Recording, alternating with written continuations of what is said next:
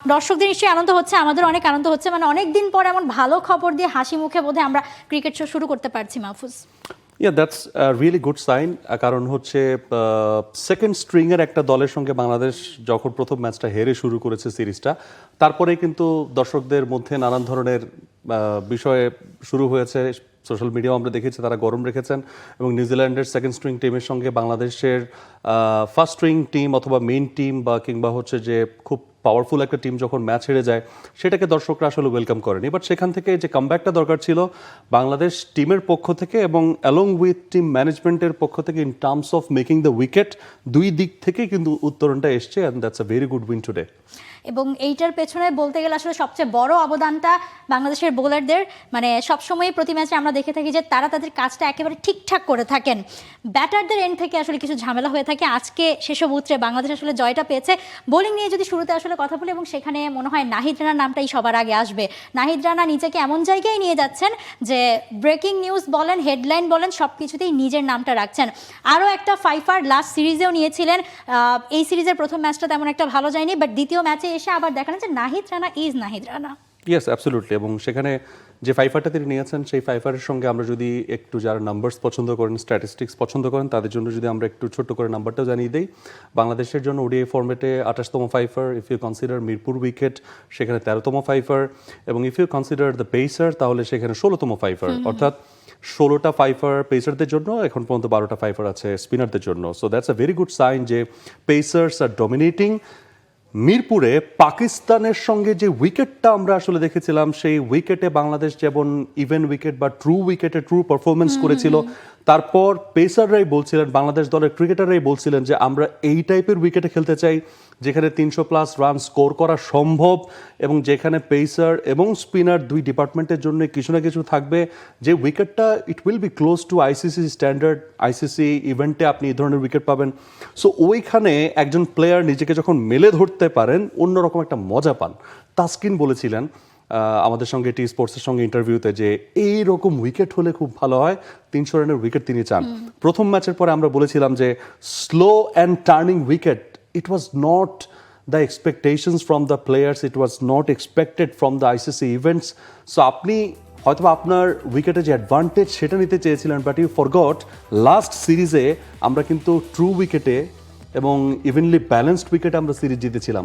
সেখান থেকে প্লেয়ারদেরকে হঠাৎ করে একটা স্লো উইকেটে সুইচ করাটা, সেটা মনে হয় কিছুটা বুমেরাং হয়েছিল এবং সেখানে বাংলাদেশ দল কিন্তু ফাম্বল করেছে। But whenever Bangladesh cricket board switch to a true wicket, and we have watched the true behavior from the Bangladeshi players. নিঃসন্দেহে আমরা আসলে বোলিং ফিগারগুলো দেখছিলাম নাহিদ রানা এবং তাসকিনের, এবং রিশাদ তিনিও কিন্তু একটা উইকেট নিয়েছেন এবং তার 100তম আন্তর্জাতিক উইকেট পূর্ণ হয়েছে। সো মানে সবার কিন্তু আসলে বেশ ভালো ভালো দিন ছিল। এবং নাহিদ রানা দেখেন, মানে ইকোনমি দেখবেন না আপনি উইকেটের দিকে তাকাবেন, কোন দিকে তাকাবেন, মানে সব জায়গায় মানে জল জল করছে একেবারে নাহিদ রানা। 10 ওভারে চাই পেসের দিকে 150.1 এক্স্যাক্টলি মানে 146-47 বল তো মানে যাচ্ছেই মানে অহরহ। মানে বোলাররা দেখতে মানে ব্যাটারাই তো দেখতে পাচ্ছে না চোখে, যেভাবে নিউজিল্যান্ডের ব্যাটাররা খাবি খেয়েছে। এবং 5টা উইকেটের প্রত্যেকটা উইকেটের দিকে যদি আপনি তাকান, মানে প্রত্যেকটা উইকেটেই নিউজিল্যান্ডের আসলে ব্যাটাররা বুঝেছে যে নাহিদ রানা কি জিনিস। এখানে একটা প্রশংসা একটু করতে হবে বাংলাদেশি বোলারদেরকে। আজকের উইকেটের বিহেভিয়ারটা বা পিচটা যদি আমরা একটু অ্যানালাইসিস করি, স্লটের যে বলগুলো that was very easy picking for the batters, এবং ফলোড বাই গুড লেন্থে যখন আপনি যাবেন সেই বলগুলোকে জাজ করাটা ছিল একটু ডিফিকাল্ট।